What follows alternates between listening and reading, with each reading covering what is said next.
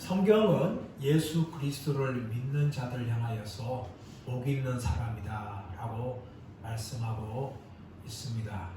하나님께서 인간을 남자와 여자로 창조하실 때부터 인간들에게 복이 있다라고 말씀하셨습니다. 그리고 믿음의 조상 아브라함을 부르신 후에 아브라함을 향하여서 복의 근원이다라고 말씀하셨습니다. 그러므로 예수 그리스도를 믿어서 영적으로 아브라함의 후손이 된 우리들은 하나님께서 복 주시는 자이심을 믿으시기를 축복합니다. 우리가 이 땅에서 먼저 받는 복들이 있죠. 물질의 복도 받고요, 건강의 복도 받고, 자녀들의 복도 받고, 여러 가지 복들을 받을 수가 있습니다. 그런데 이런 복들은 사실 진정한 복이 아닙니다. 왜냐하면 이런 복들은 언젠가 다 사라질 수 있는 복이기 때문입니다. 그리고 또한 불신자들도 예수 믿지 않아도 이런 복들을 다 누리며 살아갑니다. 그러므로 성경은 이 땅에서 누리는 복들이 진정한 복이 아니라고 말씀하고 있습니다. 그렇다면 예수 믿는 우리들에게 주시는 진정한 복이 무엇인가에 대해서 성경은 끊임없이 말씀하고 계시는데, 그것은 바로 하나님께서 우리와 함께 하시고 우리가 하나님의 영광을 누릴 수 있는, 이것이 바로 진정한 복이라는 것을 말씀합니다. 예수 믿는 순간부터 우리 안에는 성령께서 내주하십니다. 그러므로 우리는 하나님의 성전이 되었다고 말씀합니다. 그 이후로부터 우리는 하나님과 함께하는 삶을 살아가고 매일매일 하나님과 만나는 삶을 살아갈 수 있습니다. 기도함을 통하여, 말씀을 읽음을 통하여, 또 예배를 드림을 통하여 우리는 하나님을 만납니다. 하지만 육신을 가지고 있는 우리 인간들은 하나님을 직접 대면하여서 만날 수가 없습니다. 우리의 육신으로 하나님을 볼 수도 없고, 보는 순간 우리는 죄인이기 때문에 죽을 수밖에 없는 자들입니다. 하지만 성경은 우리가 우리의 눈으로 하나님의 얼굴을 뵙고 하나님을 친히 만날 때가 있다는 것을 끊임없이 우리에게 말씀하고 있습니다. 그때가 언제입니까? 바로 새 하늘과 새 땅, 새 예루살렘이 도래할 때입니다. 우리는 그때 하나님을 우리의 눈으로 직접 뵙고 하나님을 직접 만나고 영원히 하나님과 함께하는 이 복을 우리가 누리게 될 줄 믿습니다. 우리 지난주에 새 하늘과 새 땅, 새 예루살렘에 대해서 잠시 살펴보았어요. 새 하늘과 새 땅을 사도 요한이 보았다라고 이야기하는데 처음 하늘과 처음 땅이 없어졌다라고 말씀합니다. 그렇다면 이 새 하늘과 새 땅이 임하는 것에 대해서 어떻게 생각해야 되는가? 우리 학자들이 크게 두 가지 견해를 가지고 있다라고 이야기했습니다. 하나는 원래 있는 이 처음 하늘과 처음 땅이 완전히 없어지는 것이 아니라 이 처음 하늘과 처음 땅을 수정하고 보완한 것이 바로 새 하늘과 새 땅이다 라고 학자들은 한편을 주장합니다. 또 한편에서는 그것이 아니다, 처음 하늘과 처음 땅이 완전히 사라진 후에 새 하늘과 새 땅이 이 땅에 임한다 라고 학자들은 이야기합니다. 저는 두 번째 견해에 동의한다라고 제가 설교 중에 말씀을 드렸습니다. 그리고 난 후에 이제 새 예루살렘이 임하게 되어지는데, 이 새 예루살렘이 하나님께로부터 하늘에서 내려오니 신부가 남편을 위하여 단장한 것 같더라 라고 말하였습니다. 새 예루살렘은 하나님께로부터 하늘에서 내려오는 거예요. 그리고 이 땅에서 하나가 되어지는 것인데, 그것이 바로 신부가 남편을 향하여 단장한 것처럼 아름다운 것이다 라고 새 예루살렘에 대해서 잠시 우리가 말씀을 나누었습니다. 오늘 본문은 구체적으로 새 예루살렘의 모습이 어떤 것인지에 대해서 이야기하게 되어지는데, 먼저 9절 10절에서는 천사가 사도 요한을 새 예루살렘 보는 환상으로 이끌어가는 것을 보게 되어집니다. 우리 9절 10절 말씀 볼까요? 시작. 일곱 대접을 가지고 마지막 일곱 재앙을 담은 일곱 천사 중 하나가 나와서 내게 말하여 이르되 이리 오라 내가 신부 곧 어린 양의 아내를 내게 보이리라 하고 성령으로 나를 데리고 크고 높은 산으로 올라가 하나님께로부터 하늘에서 내려오는 거룩한 성 예루살렘을 보이니. 사도 요한에게 이 새 예루살렘에 대하여 보여주는 천사는 누군가 하면 일곱 대접 심판을 행하였던 천사 중에 하나였습니다. 이 천사 중에 하나가 계시록 11장 말씀 가보시면 사도 요한에게 또 환상을 보여주었어요. 그 환상은 무엇인가 하면 많은 물 위에 앉은 큰 음녀인 바벨론에 대한 심판에 대한 환상이었습니다. 그런데 이 천사가 똑같이 이제 사도 요한을 이제 새 예루살렘에 대한 환상을 보여주는 대로 인도를 하게 되어지는데 비슷한 점이 있습니다. 2절 말씀 보시면, 10절 말씀 보시면 성령으로 나를 데리고 크고 높은 산으로 올라갔다라고 이야기하는데 11장에서는 이 천사가 사도 요한을 어디로 데려가는가 하면은 성령으로 데리고 광야로 갔다라고 이야기합니다. 이렇게 비슷한 점이 있지만 차이점은 무엇입니까? 11장에서는 큰 음녀 바벨론에 대한 심판에 대한 환상인데 오늘 21장에서는 새 예루살렘에 대한 환상을 보여주고 있는 것입니다. 또 성령으로 데려간 장소 다르지요? 11장에서는 성령으로 사도 요한을 데리고 광야로 데려갔어요. 근데 오늘 말씀에서는 10절에 보니까 성령으로 사도 요한을 데리고 크고 높은 산으로 올라갔습니다. 그래서 성경에서 특히 이스라엘 역사에서 산은 아주 중요한 역할을 하는 것을 볼 때가 있습니다. 예를 들어서 모세가 십계명을 받은 것도 바로 시내산이었어요. 또 느보산에 올라가서 약속의 땅이었던 그 땅을 가나안 땅을 모세는 바라보았습니다. 엘리야는 크고 세미한 음성을 호렙산에서 그렇게 듣게 되어지는 것이죠. 그뿐만 아니라 예수님께서는 산상수훈을 산에서 말씀했기 때문에 산상수훈이라고 말씀합니다. 또 17장 마태복음 17장에서는 변화산에서 예수님이 얼굴이 해같이 빛나고 그 옷이 빛이 나는 이런 변형되어지는 영광을 보여주셨습니다. 이스라엘 나라에서 이 산이 아주 중요한데 오늘 말씀에서도 천사는 새 예루살렘을 보여주기 위해서 사도 요한을 크고 높은 산으로 인도하는 것을 보게 되어집니다. 그런데 10절 말씀 보시면 성령으로 나를 데리고 크고 높은 산으로 올라가 하나님께로부터 하늘에서 내려오는 거룩한 성 새 예루살렘을 보이니 라고 이야기합니다. 근데 여러분 이 하늘부터 내려왔다는 것은 이 기원이 출처가 하나님이라는 거예요. 하늘부터 내려왔는데 이 거룩한 성 새 예루살렘이 어떤 존재가 말씀합니까? 9절 하반절 말씀 보시면 천사가 이렇게 말하죠. 이리 오라 내가 신부 곧 어린 양의 아내를 내게 보이리라. 여기서 보게 되어지면 거룩한 성 예루살렘은 하나의 장소이면서 동시에 뭡니까? 어린 양의 신부라는 것을 볼 수 있어요. 지금 천사는 사도 요한에게 무엇을 보여주기 원하는가 하면은 어린 양의 아내를 내게 보이리라 라고 말하는 것이죠. 그러니까 새 예루살렘 뭡니까? 곧 신부, 곧 어린 양의 아내라는 것을 볼 수가 있어요. 하나의 장소이면서 동시에 이 거룩한 성 예루살렘은 바로 신부 곧 어린 양의 아내라는 것을 보여주는 겁니다. 그리고 이제 11절 이하에서는 이제 새 예루살렘에 대해 설명하고 있는데 11절 말씀 보시면 하나님의 영광이 그 성의 빛이 지극히 귀한 보석 같고 벽옥과 수정같이 맑더라. 이 거룩한 성 예루살렘은 하나님의 영광이 있는 곳이에요. 하나님의 영광. 그 하나님의 영광이 그 성에 있어서 그 성의 빛이 지극히 귀한 보석 같다라고 이야기합니다. 하나님의 영광이 있기 때문에 예루살렘의 이 성에 빛이 지극히 귀한 보석 같다라고 이야기합니다.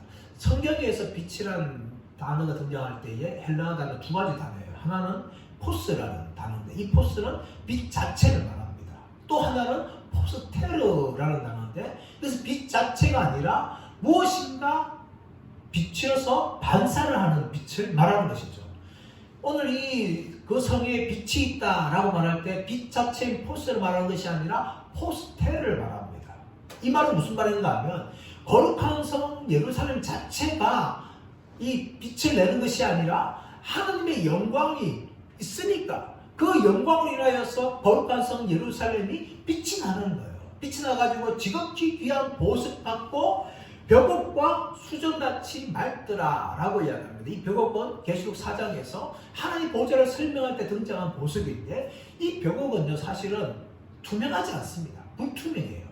그래서 벽옥과 수정같이 맑더라 이 번역은 사실 옳은 번역이 아니에요. 어떻게 번역이 되는가 하면 수정과 같이 벽옥이 빛이 나더라 이렇게 번역이 되어야 돼요. 이 벽옥 자체는 불투명하기 때문에 맑을 수가 없는 겁니다. 이렇게 이 하나님 영광이 예루살렘에 비치니까 빛이 나게 되어지고 지극히 귀한 보석 같고 수정처럼 빛나는 벽옥과 같은 것이 바로 이 거룩한 성 예루살렘이다 라고 이야기하죠.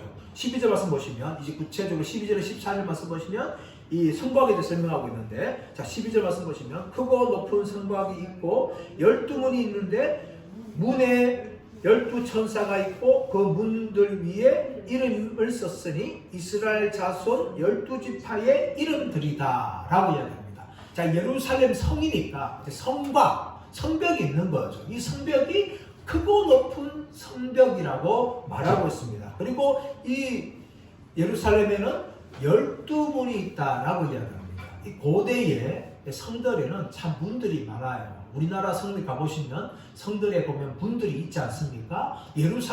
원래 예루살렘에는 5개의 문이 있는데 오늘 이 새 예루살렘에는 5개가 아니라 12개의 문이 있다라고 이야기하고 있고 그 문 위에 천사가 있다 말씀하고 있습니다.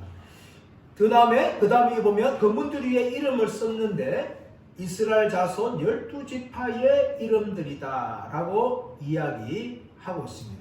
문이라는 것은 사람들이 이제 출입하는 것이죠. 출입하는 건데 그 문 위에 천사들이 있는 거예요. 이 천사들이 뭡니까? 출입한 사람들을 지키고 있는 것이죠. 지키고 있는데 그 문들 위에 이름을 썼는데 이스라엘 자손 12지파의 이름들이다 라고 말합니다. 이 말이 무슨 말인가 하면 예루살렘 성의 문을 통하여서 들어올 수 있는 사람들은 이스라엘 자손 12지파들이다 라는 것을 말합니다. 이것은 근데 문자적으로 유대인들 말하는 것이 아니라 하나님의 백성들, 하나님의 모든 백성들을 상징하는 것이 바로 12지파다 라는 것을 알 수가 있는 것입니다. 그리고 이 성들에 보면 각각 12개가 배치가 되어 있는데 동쪽에 3개, 북쪽에 3개, 남쪽에 3개, 서쪽에 3개 이렇게 각각 12개로 이렇게 12개가 4개로 나누어서 이렇게 되어 있는데 이것은 무슨 말인가 하면 하나님의 백성들이 예루살렘 성에 들어오는데 각 어느 지역에 있는 백성이라도 세계 각 족속과 방과 나라에 있는 백성들이 자유롭게 이 성에 들어올 수 있다는 것을 말하기 위해서 이 12개의 성문이 동쪽과 북쪽과 남쪽과 서쪽에 각각 3개씩 그렇게 배치되어 있다고 설명을 하고 있는 것입니다. 14절 말씀 보시면 그 성의 성곽에는 12기초석이 있고 그 위에는 어린 양의 12사도의 12이름이 있더라 라고 이야기합니다. 성벽이니까 밑에 뭡니까? 기초석이 있어야 되죠. 기초석이 있어야 성벽을 탄탄하게 견고하게 세울 수 있는 것이죠. 그리고 그 기초석 위에 이제 12기초석이 있고 그 이름 위에는 뭐가 있는가 하면 어린 양의 12사도의 이름이 있다 라고 이야기합니다. 기초석이 반드시 필요하죠. 이거 기초석은 한 개의 기초석이 아니라 12기초석으로 되어 있고 또 그 위에는 어린 양의 12사도의 이름이 있다라는 것을 이야기합니다. 이것은 무슨 말이 가고 있는가 하면 이 새 예루살렘에 들어오는 사람들이 바로 하나님의 백성들이라는 것을 이야기하고 있고, 이 하나님의 백성들은 바로 어린 양의 12사도, 다시 말하면 사도들이 증거한 하나님의 말씀을 믿고 예수님을 받아들인 사람들만이 이 성에 들어올 수 있다는 것을 말하고 있어요. 에베소 2장 20절 말씀 보시면, 너희는 사도들과 선지자들의 터 위에 세움을 입은 자라. 어린 양 예수께서 너희 가운데 있다라고 말씀하시면서, 이 교회가 바로 사도들과 선지자들의 터 위에 있는 것이 교회라고 이야기하는 것입니다. 다시 말하면 이 새 예루살렘은 미래에 완성될 종말론적인 교회인데, 이 교회에 들어올 수 있는 자들이 뭔가 하면은 바로 사도들이 증거한 예수 그리스도를 믿는 사람들만이 들어올 수 있다는 것을 성경은 우리에게 알려주고 있어요. 그래서 그 성 위에 누가 지키고 있어요? 천사들이 지키고 있는 거죠. 아무나 들어오지 못하도록 그 문을 천사들이 지키고, 오직 어린 양 예수 그리스도를 믿고 구원받은 자들만이 그 성에 들어올 수 있다는 것을 성경은 우리에게 말씀하고 있는 것입니다. 이어지는 15절 17절 말씀 보시면 이제 예루살렘 성을 측량하게 되어지는데, 자 15절 말씀 보시면, 내게 말하는 자가 그 성과 그 문들과 성곽을 청량하려고 금 갈대를 가졌더라. 그 성은 네모가 반듯하여 길이와 너비가 같은지라. 그 갈대자로 그 성을 측량하니 12,000 스타디온이요 길이와 너비와 높이가 같더라. 그 성을 측량함에 144 규빗이니 사람의 청량 곧 천사의 청량이다 라고 말합니다. 오늘 15절 말씀 보시면, 천사가, 내게 말하는 자가 천사 아닙니까? 천사가 그 성과 그 문들과 성곽을 청량하려고 금 갈대자를 가졌다라고 이야기합니다. 그런데 11절 말씀 가보시면, 이 천사가 사도 요한에게 명하여서 이제 성 안에 제단과 내부를 청량하라 라고 이야기합니다. 그리고 그 안에 겸비한 자들을 청량하라 라고 말하고 있는데, 사도 요한에게 무엇을 주는가 하면 지팡이 같은 갈대를 가지고 청량하라 라고 이야기합니다. 11장에 나오고 있는 사도 요한의 청량은 무엇인가 하면, 핍박받고 있는 성도들 가운데 하나님께서 함께 하시고 위로하고 계신다 라는 것을 보여주기 위해서 그래서 청량하라는 거예요. 그럼 오늘 본문의 말씀에 나오고 이 청량은, 이 새 예루살렘은 더 이상 사망이나 애통왕이나 고통이나 눈물이 없는 이 하나님의 영원한 임재가 있다는 것을 상정하기 위해서 이 천사가 이 새 예루살렘을 금 갈대자로 청량을 합니다. 자, 청량을 하는데 그 이제 규모가 어떻게 되는가 하면 16절 보시면, 그 성은 네모가 반듯하여 길이와 너비가 같은지라. 그 갈대자로 성을 청량하니 12,000 스타디온이요 길이와 너비와 높이가 같더라. 그 성은 네모가 반듯하고 길이와 너비가 같은데, 이것은 보면 뭡니까? 정사각형처럼 보여요. 하지만 좀 더 자세히 보시면 정사각형이 아니라 그 갈대자로 그 성을 청량하니 12,000 스타디온이요 길이와 너비와 높이가 같더라. 길이와 높이와 너비가 같다. 이것은 정사각형이 아니라 정육면체를 말합니다. 정육면체, 입방형을 말하죠. 이 정육면체를 말하는데, 이것은 무엇과 비슷한가 하면 열왕기상 6장 20절 말씀 보시면 지성소와 똑같은 거예요. 지성소는 길이와 너비와 높이가 각각 20규빗씩 되어 있어요. 정육면체죠. 그런 정육면체의 모양이 무엇인가 하면은 이 새 예루살렘이라는 거예요. 새 예루살렘이 길이와 너비와 높이가 같는데, 각각 어떻게 되는가 하면 12,000 스타디온으로 되어 있습니다. 이 12,000 스타디온을 오늘날 치수로 환산하면 2,400km입니다. 각각 2,400km. 이거 얼마나 크겠습니까, 여러분? 1km도 굉장히 성이 넓은 건데, 각각 2,400km. 길이와 너비와 높이가 각각 2,400km에 해당하는 엄청난 그 정도의 큰 성이 바로 예루살렘입니다. 이 마리천 스타디온은 사도 요한 당시에 로마의 국경의 길이와 맞먹는 거예요. 그만큼 길이와 너비와 높이가 크게 되어 있는 것이 바로 거룩한 성 예루살렘이라는 것을 말하고 있는데, 그런데 마리천 스타디온이라는 것은 어떤 의미를 가지고 있는가 하면 상징적인 숫자예요. 단지 그냥 오늘날 수치로 환산해가지고 2400km라고 보아서는 안 되고, 사도 요한은 이것은 상징적으로 쓴 요한계시록은 상징적으로 풀어야 되기 때문에 마리천 스타디온도 상징적 의미를 가지고 있는 거예요.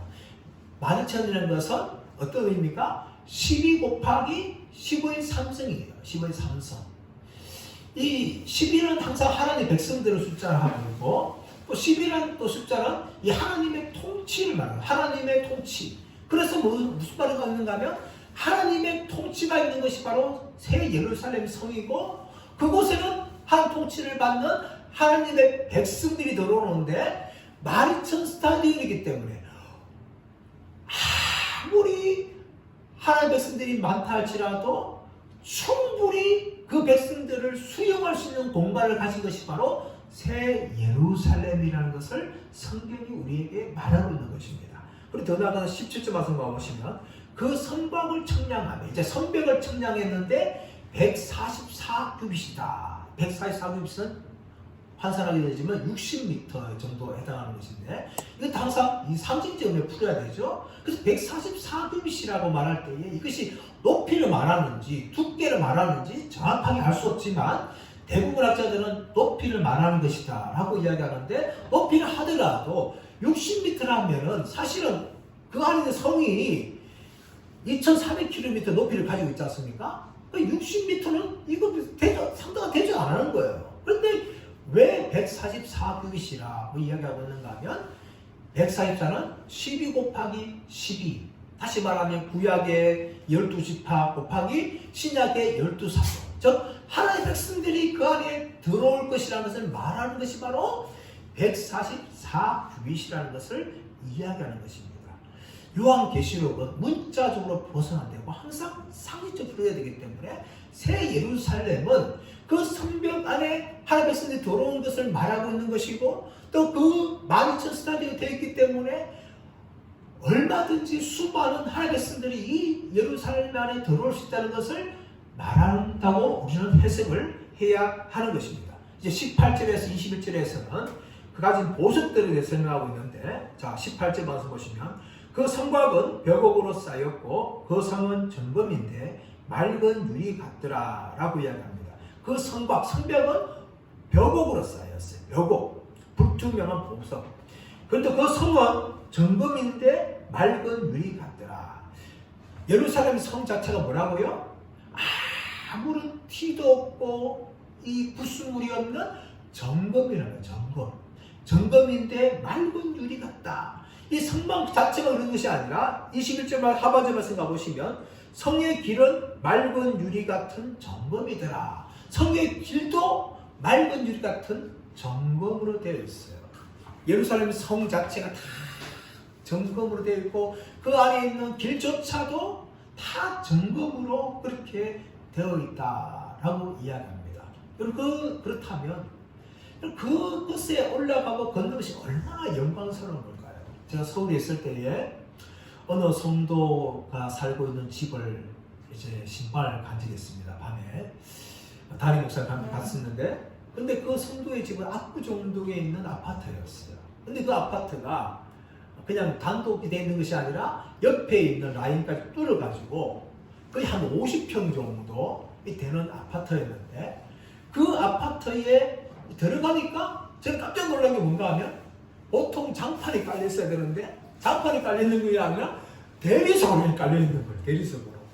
그걸 보면서 이거 어떻게 걸어야 되나 싶은데, 다행히도 그 대리석에 차원 대리석을 걸을 수 있는 신발, 슬리퍼가 되어 있어서 그 슬리퍼 신고 걷는데 너무나 어색한 거예요. 평소에 집에 아파트에 장판을 걷다가 대리석을 걸으니까 너무나 적응이 잘 안 되는 것을 제가 경험한 적이 있습니다. 우리가 이 땅에 살아가는 이 땅과 달리 예루살렘의 성의 길은 정금으로 되어 있고, 또 예루살렘 자체가 정금으로 되어 있다는 것을 우리에게 보여주고 있습니다. 또 그 나가서 19절에서 20말씀 보시면 그 성벽의 성곽의 기초색을 설명하고 있는데 19절 말씀 보시면 그 성의 성곽의 기초색은 각색 보석으로 꾸몄는데 첫째 기초색은 벽옥이요, 둘째는 남보석이요, 셋째는 옥수요, 넷째는 녹보석이요, 다섯째는 홍만호요, 여섯째는 홍보석이요, 일곱째는 황옥이요, 여덟째는 묘곡이요, 아홉째는 다망옥이요, 열째는 비치옥이요, 열한째는 청옥이요, 열두째는 자수정이라 라고 말하고 있습니다. 여러분, 이 나오고 있는 12개의 보석 중에 우리가 알고 있는 것이 몇 개나 있습니까? 저는 자수정은 제가 자수정을 들어본 적이 있어요. 근데 대부분의 이 보석들은요, 이 땅에서 본 적도 없고 잘 듣지도 못하는 그런 보석들입니다. 주석에 보시면 이 주석에 보시면 보석들의 나름대로 의미를 막 설명해 놓더라고요. 근데 여러분, 우리가 설명을 다 안들, 우리가 다 이해할 수 있겠습니까? 그만큼 우리가 새 예루살렘은 이렇게 정말 빛나고 이 땅에 볼 수 없는 화려한 보석들로 되어 있고, 또 성 자체도 금으로 되어 있고, 그 성을 둘러싼 성벽은 12개의 이렇게 보석으로 되어 있다라고 이야기합니다. 21절에 보시면 그 12문은 12진주니 각 문마다 한 개의 진주로 되어 있다라고 이야기합니다. 우리가 말씀을 살펴보았듯이 새 예루살렘 성은 12문으로 되어 있는데 이 12문 자체가 뭡니까? 다 진주로 되어 있더라고요. 진주. 오늘날은 인공 진주도 많기 때문에 진주에 대해서 그렇게 귀하다고 생각하지 않습니다. 하지만 여러분, 사도 요한 당시에 진주는요, 엄청난 이 귀한 보석입니다. 그래서 예수님께서 마태복음 13장 말씀 가보시면 천국은 마치 좋은 진주를 구하는 상인과 같아서 그 좋은 진주를 발견할 때에 자기 모든 소유를 팔아서 산다 라고 천국에 대해서 예수님께서 설명할 만큼 진주는 아주 귀한 보석이에요. 이 귀한 보석이 뭡니까? 아예 문 자체가 진주로 붙인 것이 아니라 문 자체가 아예 진주로 되어 있다라고 이야기하고 있는 것입니다. 이처럼 이렇게 정말 진주가 화려하게 되어 있는 것이죠. 이제 22절 이하 말씀 보시면 성전에 대해서 말씀하고 있는데, 자 22절, 성 안에서 내가 성전을 보지 못하였으니 이는 주 하나님 곧 전능하신 이와 어린 양이 그 성전이심이라 라고 이야기합니다. 성 안에 들어갔어요. 성 안에 들어 한 사람을 보게 되어지는데 성 안에 뭐가 없다고요? 성전을 못 봤다고요. 성전. 여러분, 이것은요, 이 요한계시를 읽는 유대인 그리스도인들에게 엄청난 충격이에요. 왜냐하면 그들은요, 항상 이 성전이 하나님의 임재고 하나님의 영광을 상징한다는 것을 그들은 늘 믿고 살았어요. 그런데 로마 장군 티투스에 의해서 예루살렘이 멸망할 때에 예루살렘 성전까지도 완전히 예수님 예언처럼 돌 위에 돌 하나도 남지 않을 만큼 완전히 다 파괴되었어요. 그래서 이 유대인들은요, 언제 다시 성전이 지어질까 하여간 이 갈망을 가졌는데, 새 예루살렘의 환상을 보여주는데 그 새 예루살렘에는 뭐가 없다고요? 성전이 없다는 거예요. 성전이.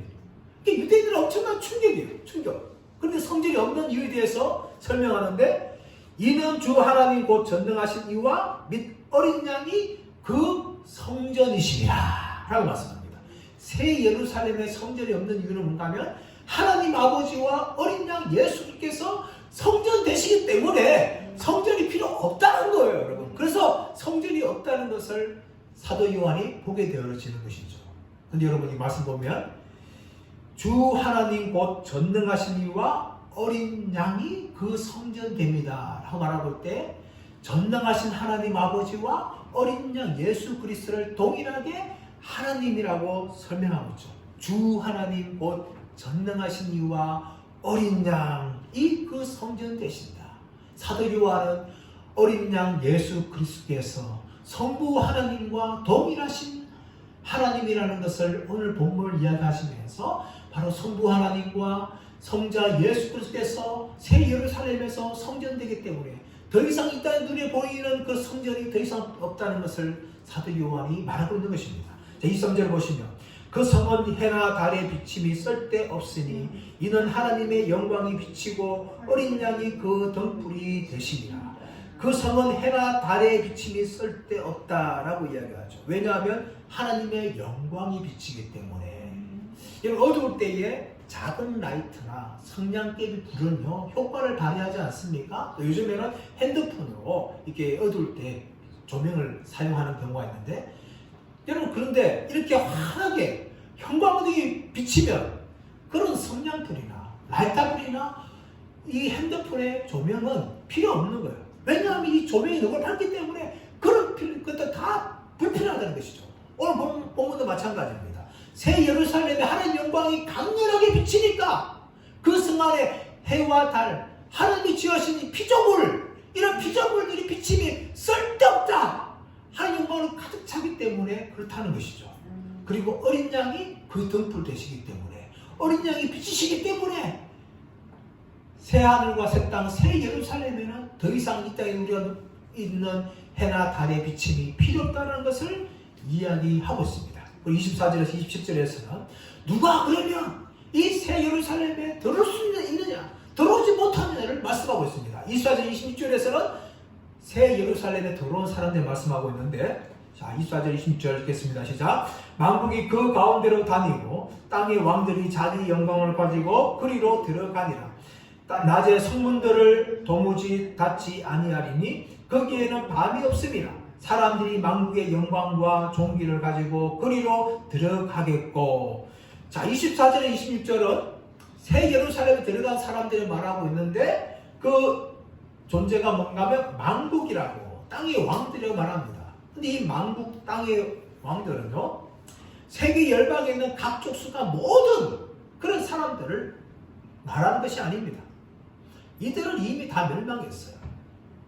하나님께서 7인과 7나팔과 7대제심판을 통해서 회개할 것을 말씀하였지만 그들은 오히려 회개하지 않고 하나님을 대적하는 행동을 하였어요. 그 결과 뭡니까? 마귀가 들어가야 될 이 영원한 불못에 함께 들어가는 존재가들이 다 되고 말았습니다. 그렇다면 이 오늘 말씀이 나오고 있는 이 만국과 땅의 왕들은 세상에 있는 모든 족속들 다 말하는 것이 아니라 세상에 있는 모든 족속과 방과 나라에서 나온 하나님의 백성들을 말하고 있는 거예요. 그들이 만국에 있는데 그 만국에 있는 모든 하나님의 백성들이 나와서 이제 새 예루살렘에 들어가게 되어지는데, 자기의 영광을 가지고 들어가서 26절 말씀 보시면 사람들이 만국의 영광과 존귀를 가지고 그리로 들어가겠다 라고 말합니다. 이 만국에 나온 하나님의 백성들이 들어가는데 만국의 영광과 존귀를 가지고 들어가서 뭡니까? 무엇을 할까요? 하나님께 영광을 돌리죠. 자기를 구원하신 하나님을 향하여서 감사하며 영광을 돌리면서 찬양과 경배를 올려드리는 것을 이 성경은 말하고 있는데, 25절 말씀 보시면 낮에 성문들은 도무지 닫지 아니하리니 거기에는 밤이 없음이라 라고 말합니다. 성문은 24시간 원래 열어놓지 않습니다. 낮에는 사람들이 출입할 경우다가 밤에는 닫고 성문을 지키지 않습니까? 왜냐하면 밤에도 열어놓다가는 적들이 공격할 수 있기 때문에 밤에 문을 닫아버려요.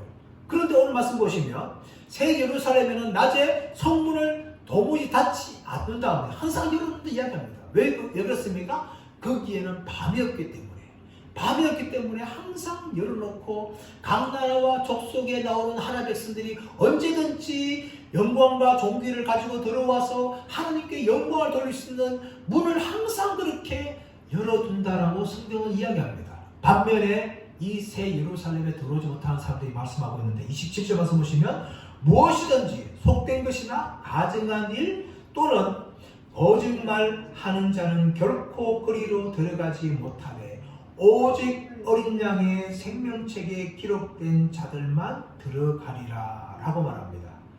오직 어린 양의 생명책에 기록된 자들, 만국 백성에 나온 사람들만 들어가게 되어지는데, 무엇이든지 속된 것이나 가증한 일, 거짓말하는 자는 결코 들어가지 못한다 라고 말씀하고 있습니다. 이미 21장 8절에서도 둘째 사망에 들어가는 자들에 대해서 설명을 한 적이 있는데, 27절에서는 속된 것, 이 속된 것은 더러운 것을 말합니다. 더러운 것. 이 더러운 것은 계시록 16장 13절 말씀 가보시면 용과 또 첫째 짐승과 둘째 짐승의 입에서 나온 더러운 영을 설명할 때 이 더럽다라는 단어가 사용되어진 것이죠. 또 가증한 일은 무엇인가 하면 21장 8절 말씀 가보시면 흉악한 자들, 짐승을 경배함을 잘못해서 자신을 더럽힌 자들이 바로 이 가증한 자들입니다. 거짓말하는 자들은 뭔가 하면 21장 10절에서 거짓 선지자들을 말하고 있고 21장 8절에서는 무엇을 말하고 있는가 하면 이 거짓말하는 자들을 이야기하고 있는데 이 거짓말하는 자들은 어떤 것인가 하면 입으로는 믿는다고 말하지만 전혀 삶으로는 믿는 사람의 모습을 보이지 않는 이런 외식하는 자들을 이야기해서 거짓말하는 자들을 말합니다. 이런 사람들은 진실로 예수를 믿는 사람들은 아닙니다. 말로는 믿는다고 하지만 그의 삶이 자신이 예수 믿는 사람이 아니라는 것을 증거하기 때문에 이런 사람들은 거짓말하는 자들을 이야기하고 있습니다. 이런 모든 자들이 뭡니까? 바로 새 예루살렘에 들어가지 못하고 마귀와 함께 불과 유황못에 빠지는 이 둘째 사망을 당하게 되어지고 오직 어린 양의 생명책에 기록된 자들, 각 족속과 방언과 나라에서 나오는 하나님의 백성들만이 24시간 열려있는 이 12문으로 언제든지 이 새 예루살렘에 들어가게 된다는 것을 사도 요한이 환상으로 보는 것입니다. 사랑하는 여러분, 오늘날 우리가 살아가는 이 시대에 점점 풍요해지고 우리가 살고 있는 집들은 너무나 좋아집니다. 수많은 사람들이 정말 귀한 것들로 인테리어를 하고 리모델링을 하면서 아름답고 정말 휘황찬란한 집들로 꾸미며 살아갑니다.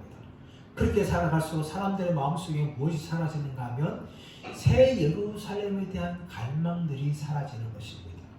때로 우리가 가난하고 부족할 때는 더욱더 하나님을 사랑하고 기도하는 영적인 삶을 살아가지만 우리의 삶이 풍요하면 풍요해지고 우리의 집이 좋아지면 좋아질수록 이 새 예루살렘에 대한 갈망함과 하나님에 대한 갈망함들이 점점 사라지는 안타까움을 보게 되어집니다.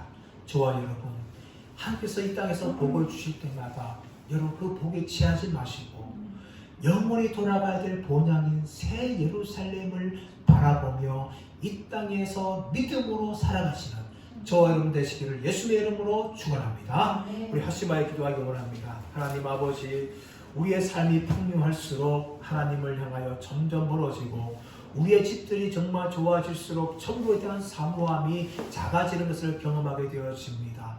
아버지 하나님, 우리가 이 땅에서 복을 받는다 할지라도 이 땅에서 많은 것을 누린다 할지라도 하나님을 더욱더 사랑하는 믿음을 잃지 않기 원하옵고 천국에 대한 사모함을 잃지 않고 끝까지 믿음의 길을 달려갈 수 있도록 우리 가운데 함께하여 주시고 항상 깨어있는 믿음으로 살아가게 하여 주옵소서. 주님 세 부르고 합심하여 기도하겠습니다.